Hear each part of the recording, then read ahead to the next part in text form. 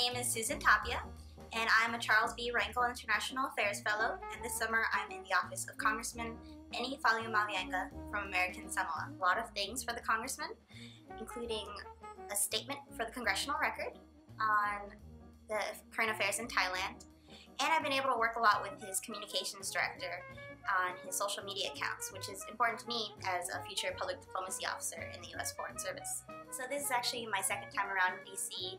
and my second time in the FIU in D.C. program, and both times it's been an asset while I was here, meeting so many new people and spreading the FIU mantra and word to everyone here in D.C. I really recommend that if you can, to, as a student, to make it out to D.C. and join the FIU in D.C. program.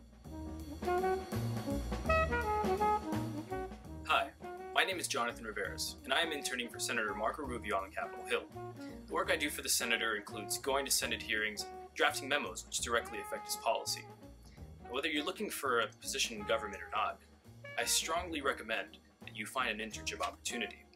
This experience in DC has helped open many doors for me, and all it takes is for you to put yourself out there. So always believe in your dreams.